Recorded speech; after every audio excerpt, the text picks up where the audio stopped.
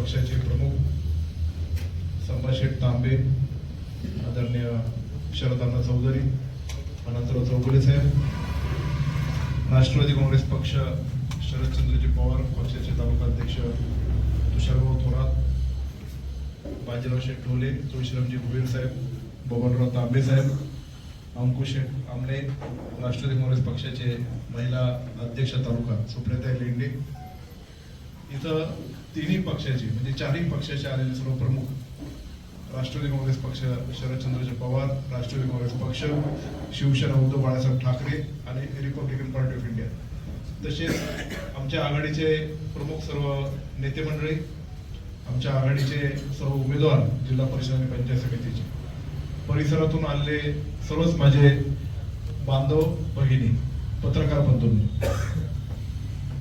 आज अत्यंत जड अंतकरणाने तुमच्या सगळ्यांच्या समोर मी आणि आमचे सर्व सहकारी झालो. मला अजूनही आठवतोय 12 तांबे जिल्हा परिषद गटाचा माझा दौरा होता आणि माझा फोन काय लागत नव्हता आणि आमचा ड्रायव्हर जो आहे बारकू, त्याच्या फोनवर अजितदादाचा फोन आला. त्याचा तो जिओचा फोन होता, तो चिडवला आणि म्हणले अतुल कुठे आहे? म्हणले ते प्रचार दौरे ते आतमध्ये. त्यांनी फक्त एवढंच विचारलं की ते पांडुरंग पवारांनी माघार घेतली? ते बोलले नाही घेतली माघार. ठीक आहे म्हणजे फोन ठेवला. नंतर मी गाडीत गेल्यानंतर त्यांनी मला सांगितलं, अरे मला फोन द्यायचा ना. ते म्हणलं तुम्ही खाली रॅली काढून खाली चालले होतो. संध्याकाळी मी इथं घरी आलो. घरी आल्यानंतर रात्री माझा फोन आला. ते म्हणजे अतुल परवा येऊ का? म्हणजे परवा आता लगेच नको, कारण त्या दिवशी 27 तारीख होती. 29 तारखेला त्यांचा खेडमध्ये दौरा फिक्स झाला. त्याच्यानंतर 29ला म्हणजे जुन्नर नाही, लगेच परवा नको. मग 1 तारीख ठरवली आणि 1 तारखेला 2 ठिकाणी सभा घ्यायचं त्यांनी सांगितलं. मग आता 2 सभा कुठं कुठं घ्यायचे? मी बाजीराव शेठला पण फोन केला होता. मी अनेक लोकांना, हे माझ्यावर होते तेव्हा, शेळके सर आणि त्या गटातले काही लोक होते. जेव्हा दादांचा माझा फोन झाला ते माझ्या समोर बसले होते तेव्हा. आणि दुसऱ्या दिवशी उठून आम्ही सावरगाव गटाच्या दौऱ्याला निघालो. गुलाब शेठ आणि सर्व होते, आरडी तुम्ही होते, माधू शेठ होते. आरवीत गेल्यानंतर पाया पडताना मला एकाचा फोन आला की अजितदादांचा काहीतरी ऍक्सिडेंट झालाय आणि ते जखमी झाला. ठीक आहे म्हणजे झालं असेल काय. मग बरेच जण तिथले बसायला सांगितलं की विमानाचा ऍक्सिडेंट झाला असेल तर झालं असेल किरकोळीत काहीतरी. पण त्यानंतर 2 भाषणं झाली. मला असं वाटतं वैभव बोलला ना पहिला, वैभव डोंगरे बोलले, नंतर माधू शेठ बोलले, नंतर गुलाब शेठ बोलले आणि नंतर माझ्याकडे जेव्हा माईक दिला तेव्हा अरुण पारखेने मला सांगितलं की असं जे आहे. त्या क्षणीच मी माईक त्यांच्या हातात दिला आणि मी तिथे खाली कोसळलो आणि माझ्या डोक्यामध्ये असे म्हणजे एकदम बंद झालं माझं. आणि आता हे करायचं कशासाठी आणि कोणासाठी करायचं, काय करायचं? विकी आणि त्याच्या सर्व सहकारी, विकी पारखे, आणि तो म्हटला आम्ही पुढचा दौरा सगळा कॅन्सल करतोय. पण म्हणलं नाही आता कॅन्सल तर करत दौरा म्हटलं, पण त्या गावात लोकांना सांगा की असं झालं म्हणजे, आणि तुम्ही तरी जाऊ नये. ते म्हणजे नाही आम्ही पण जाणार नाही, आम्ही फोन करून सांगतो. आणि त्यानंतर मी तिकडून इकडं येऊसपर्यंत लोकांची गर्दी जमा व्हायला सुरुवात झाली. आणि तेव्हापासून तर आत्तापर्यंत मी बारामतीलाच 3 दिवस होतो. आदल्या दिवशी जेव्हा दर्शनाला विद्याप्रतिष्ठानच्या मैदानावर ठेवलं होतं, त्यांच्या कुटुंबाबरोबर मी तिथं होतो. दादाला तिथे ते गुंडाळून तिथं सगळ्या गोष्टी आणल्या. रात्री त्यांच्याबरोबर थांबलो. दुसऱ्या दिवशी विधी झाला. माझा काय पाय निघतच नव्हता. तरी माझ्याबरोबर जे होते ते म्हणले आता जायला लागेल घरी. मी रात्री घरी पोहोचलो आणि परत पहाटे 3 वाजता उठून बारामतीला गेलो. मला करमतच नव्हतं. मी माझ्या ड्रायव्हरला बोलवून म्हणलं चला आता परत. तिथं गेल्यानंतर पोहोचलो. तिथं 2,500-3,000 लोक होते. म्हणजे फक्त कुटुंबातलेच लोक वरती जाणार असं जाहीर करत होते. आणि वरती जाताना पारदादाने मला सांगितलं अतुल तू पण चल माझ्याकडे. मी तिथे गेलो आणि दादाची अस्थी माझ्या हातातून जेव्हा त्या पारदाच्या हातामध्ये तो कलश होता त्याच्यामध्ये टाकली, तो प्रसंग कोणाच्याही जीवनात येऊ नये, तो माझ्या जीवनामध्ये आला, कोणाच्या कुटुंबात येऊ नये, तो सगळ्या गोष्टी आल्या. अजितदादा हे महाराष्ट्राचे नेते तर होतेच, त्याचं वाईट प्रत्येक कुटुंबाला वाटतं, प्रत्येक पक्षाच्या लोकांना वाटतंय, विरोधी पक्षाच्या लोकांना, प्रत्येक कुटुंबाला वाटतं. ते तर आमच्या पक्षाचे होते, माझ्या घरातले होते, मी त्याच्या कुटुंबातला आहे. राष्ट्रवादी काँग्रेस पक्षामध्ये स्थित्यंतर होत असताना काय करावं हे मला समजत नव्हतं. मी अनेक आमच्या ज्येष्ठ लोकांशी चर्चा करायचो, पण कर्तव्याच्या दिशेने पुढं पाऊल टाकलं गेलं पाहिजे. निवडणुकीमध्ये फटका बसणार हे नक्कीच, पण आयुष्यभराला भविष्यात पुरणारा नेता अजितदादा आहे. म्हणून दादाबरोबर राहिलो, प्रचंड कामं केली. ठीक आहे, लोकांची भावना, लोकांनी राष्ट्रवादीमधले बरेचसे लोक आमचे सहकारी ही सगळी पलीकडच्या ठिकाणी राहिली, त्यांची चूक नाही. शेवटी राजकारणात दिशा घेत असताना विचाराने माणूस विचार करतो आणि ते भावनेने पुढे जात असतो. पण त्या निवडणुकीच्या पराभवानंतर सुद्धा आजपर्यंत प्रत्येक गावोगावी मी जेव्हा प्रचाराला जातो, प्रत्येक जण म्हणतो की आमची चूकच झाली, आपल्या ह्या विभाजनामुळे तिसराच माणूस जो निवडून गेलाय. आणि कामं इतक्या मोठ्या प्रमाणामध्ये आतून इथे केली, ते कामं अजून चालू आहे, त्याची भावना ते व्यक्त करतात. तेव्हा माझ्या डोक्यात एकच गोष्ट येते, ही कामं अतुल वेंकीची नाहीये, ही कामं अजितदादा पवारांची आहेत. मी ज्या ज्या गावात कोट्यावधीचे कामं दिले, त्यातले काही मंडळी आपली त्यांना उमेदवारी मिळाली नाही म्हणून पलीकडच्या पक्षात आपण. ठीक आहे, जाऊन द्या, आता प्रत्येकाला त्याच्या मनातला भविष्यातला घेणारा तो त्यांचा भाग आहे. पण ज्याच्या जीवावर आपण सगळे एवढे मोठं होतोय, जे गोष्टी करतोय आपण, त्याचा पण भान काही लोकांना राहत नाही आणि त्याच्यातून आपण पुढे जायचं, तर हे करायचं कशासाठी. त्यानंतर मी जेव्हा इथून निघालो तेव्हा मी प्रत्येकाला सांगितलं की माझी शक्ती संपलेली आहे, माझी सगळी पॉवर संपलेली आहे. ठीक आहे, निवडणूक करायची म्हणून करायची, पण आता नंतर आपल्याला सगळं सोडून दे, कशासाठी करायचं. पण तिथे जेव्हा गेलो, सगळ्या पॉवर कुटुंबांबरोबर मी 2 दिवस होतो, जेव्हा माझ्यासारखे अनेक जे चाहते दादांबरोबरचे होते, आमच्यातली चर्चा अशी व्हायची, तेव्हा स्वतः साहेब असतील, सुनेत्रा वहिनी असतील, या सगळ्यांनी जे काही भावना माझ्या प्रति व्यक्त केली, मला जे काही वरती बोलून घेतलं, ते म्हणले असं अजितदादाच्या वर जर असं प्रसंग आला असं ते थांबले असते, म्हणले ते पुढे गेले असते. आणि तू जर खराच दादाचा पाईक असेल, तुला पुढे जायचंय, थांबायचं नाही, या दृष्टीने आपल्याला पुढे वाटचाल केली पाहिजे. आणि काल सावडून जेव्हा मी इथं आलो, ती निश्चित प्रकारे ती राख जी होती, मी माझ्या एका पुडीमध्ये बांधून ती आणली, माझ्या कपड्याला पण लावली, माझ्या देवघरात ती आहे. पण अजितदादांनी जे इथलं जिल्हा परिषद आणि पंचायत समितीचं जे पॅनल उभं केलेलं आहे, ते अजितदादांच्या संमतीने आम्ही सगळ्यांनी उभं केले. अमोल कोल्हे मी त्याचे साक्षीदार आहे. म्हणून दादांचं हे जे पॅनल आहे, हे अजितदादा स्वतः उभे असं माझं हे मत आहे.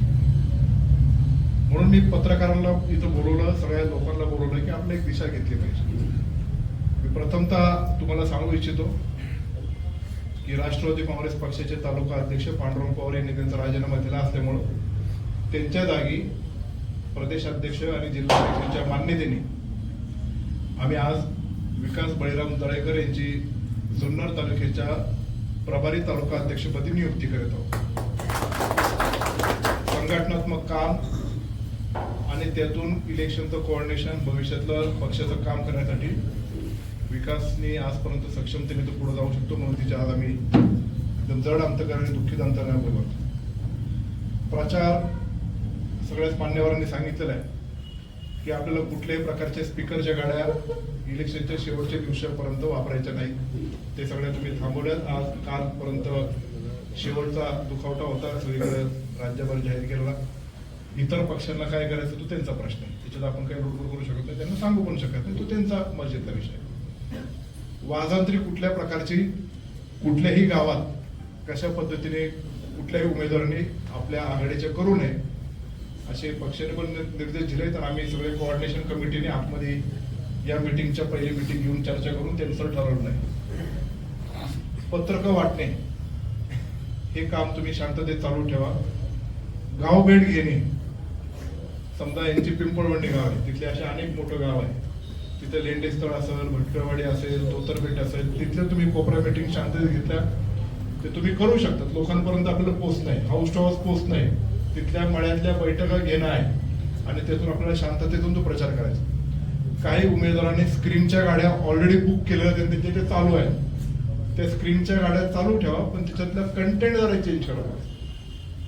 त्याच्यामध्ये कुठल्या प्रकारचा लाऊड किंवा नाच गाणे किंवा म्युझिकचे गाणे असं न करता त्याच्यातले जे काय दादांच्या प्रति श्रद्धांजली आणि त्यातून आपल्याला विकासाच्या दृष्टिकोनातून जो काही प्रचार करायचा आहे त्याचं कंटेंट त्याच्यामध्ये तो बदलून तुम्ही त्यामधून पुढं करा.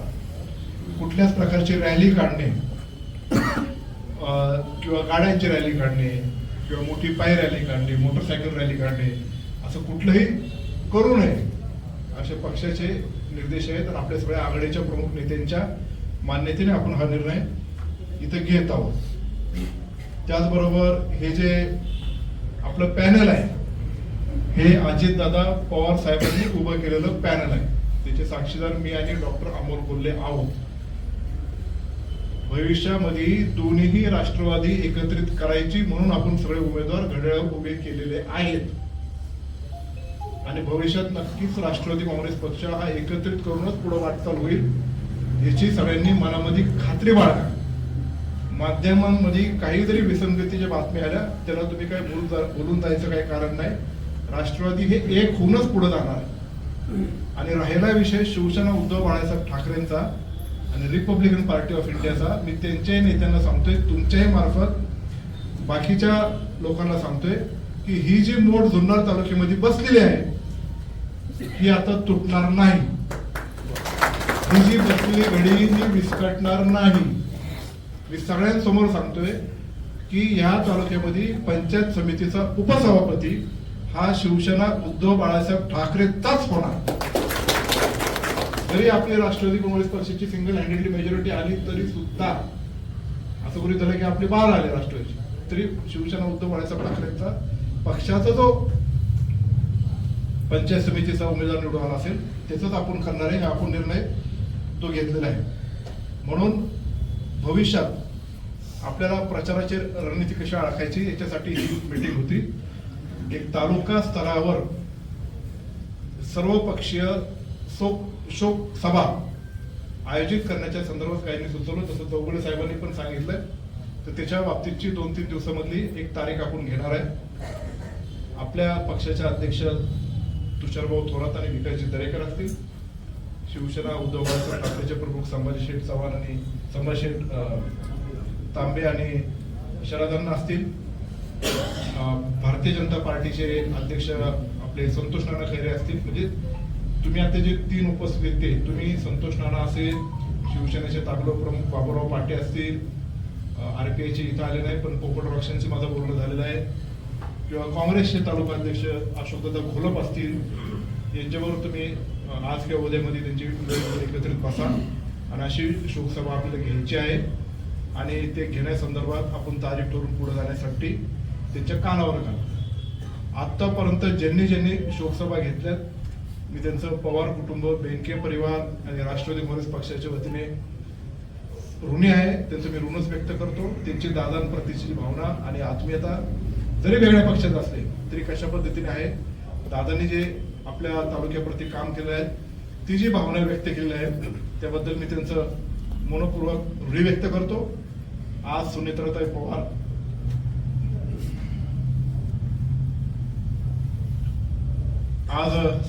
पवार जे उपमुख्यमंत्री पदाची शपथ घेत आहेत असं माध्यमांसमोर आहे. अजून ती विधिमंडळाची बैठक झाली का मला माहित नाही, तर ते जरी घेत असेल तर त्याचा निश्चित प्रकारे आपण सर्वांनी आनंद व्यक्त केला पाहिजे.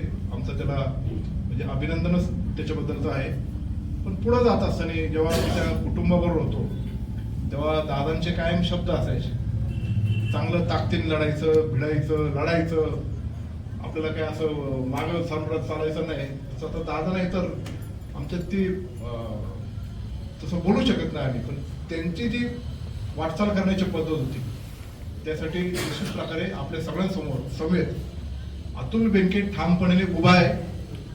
आज मीटिंग झाल्यानंतर 5 वाजल्यापासूनच मी आमचे गाव हिवरे बुद्रुक आणि तिथले ओझर आणि परिसरातून चालू करत आहे.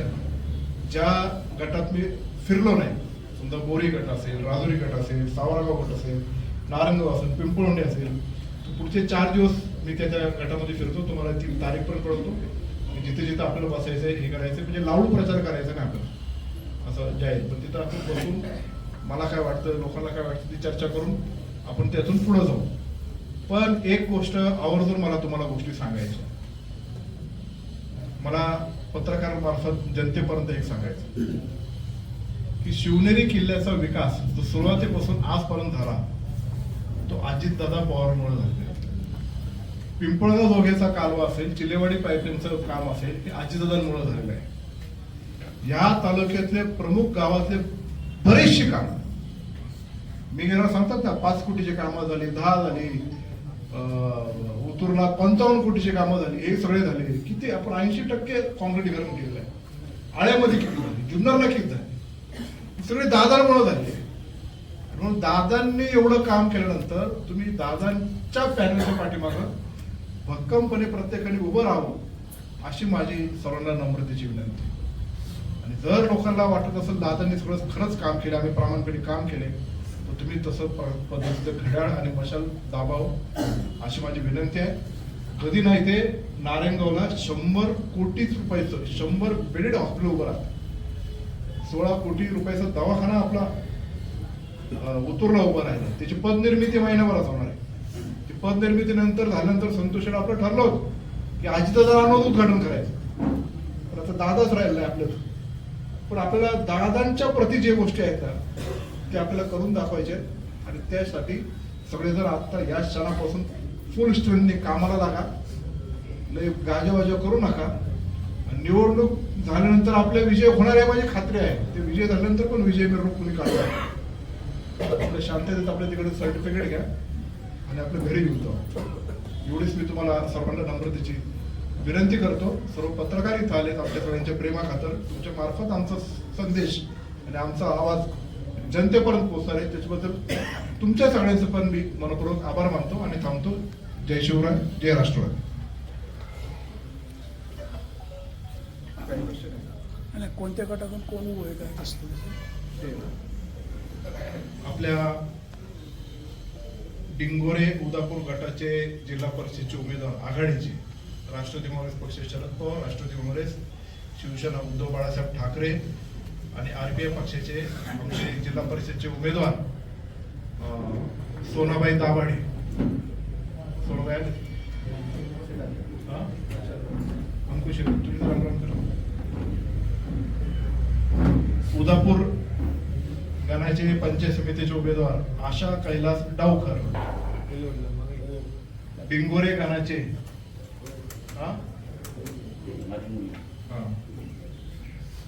डिंगोरे गणाचे आपले पंचायत समितीचे उमेदवार नीलम मनोज आमले हे आपले उमेदवार आहेत. ओतूर गटाचे जिल्हा परिषदच्या आघाडीचे उमेदवार छाया अतुल तांबे हे आपले उमेदवार आहेत.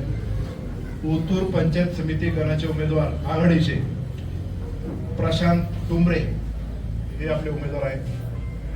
इकडं ढालेवाडी गणाचे पंचायत समितीचे उमेदवार उल्काताई मोरे हे आपले उमेदवार आहेत. पिंपळवंडी आळे गटाचे आघाडीचे उमेदवार विजय भिका कुराडे हे जिल्हा परिषदेचे उमेदवार आहेत.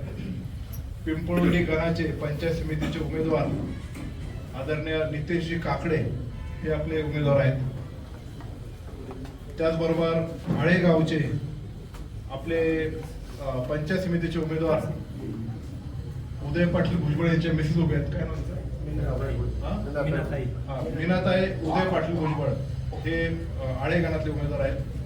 राजोरीचे जिल्हा परिषदचे उमेदवार आघाडीचे स्नेहल वल्लभ शेळके हे उमेदवार आहेत. त्याचबरोबर राजुरी गणाचे आपले पंचायत समितीचे उमेदवार प्रदीप आहेर आहेत, तिथले उमेदवार आहेत. बेल्ला गणाचे पंचायत समितीचे उमेदवार पांडुरंग साळवे आपले उमेदवार आहेत. त्याचबरोबर बोरी खोडद गटाचे जिल्हा परिषदेचे उमेदवार आघाडीचे कल्पनाताई वैभव काळे हे आपले उमेदवार आहेत. बोरी गणाचे पंचायत समितीचे उमेदवार संभाजी शेठ चव्हाण हे आघाडीचे उमेदवार आहेत. खोडद गणाचे पंचायत समितीचे उमेदवार प्रगती सुदर्शन बडे हे आपले उमेदवार आहेत. नारायणगाव वारवडी गटाचे जिल्हा परिषदेचे आघाडीचे उमेदवार प्रियांका महेश शेळके हे आपले उमेदवार आहेत. त्याचबरोबर नारायणगाव गणाचे पंचायत समितीचे उमेदवार आपले रुपेश खैरेंचे मिसेस ज्योत्स्ना रुपेश खैरे हे पंचायत समितीचे उमेदवार आहेत. पलीकडे वारवाडी गणाचे आपले उमेदवार रमेश मेत्रे यांच्या मिसेस आहेत, रुपाली रमेश मेत्रे हे पंचायत समितीचे उमेदवार आहेत. सावरगाव कुसूर गटाचे जिल्हा परिषदेचे आपले आघाडीचे उमेदवार गुलाबशेठ पारखे हे आपले उमेदवार आहेत. इकडच्या सावरगाव गणाचे पंचायत समितीचे उमेदवार महादूशेठ पाळसरा हे आपले उमेदवार आहेत. कुसूर गणाचे आपले पंचायत समितीचे उमेदवार अमित ढोले हे आपले उमेदवार आहेत. बारव तांबे जिल्हा परिषद गटाचे उमेदवार मोनाली उर्फ माई अमोल लांडे हे आपले उमेदवार आहेत. पंचायत समितीचे तांबे गणाचे उमेदवार कमल एकनाथ दांगट हे आपले उमेदवार आहेत. आणि बारव गणाचे पंचायत समितीचे उमेदवार अश्विनी केदारी हे आपले पंचायत समिती उमेदवार आहेत. असे आघाडीचे जिल्हा परिषदेचे 8 उमेदवार आणि 16 पंचायत समिती हे अत्यंत सक्षमरित्या आपण आघाडीचे उभे केले आहेत आणि भविष्यात ते निवडून आल्याशिवाय राहणार नाही. फक्त आपल्याला रणनीती ठरल्याप्रमाणे निर्देशित केल्याप्रमाणे आपण रणनीतीचं काम करावं. तुषार भाऊ आणि विकास शेठ यांनी मिळून ते आपली शोकसभेत जे आहे ती इतर पक्षाच्या लोकांची त्यांचे तालुका अध्यक्षाची चर्चा करून काय पुढे निर्णय घ्यायचा तो करावा. धन्यवाद. जय शिवराय.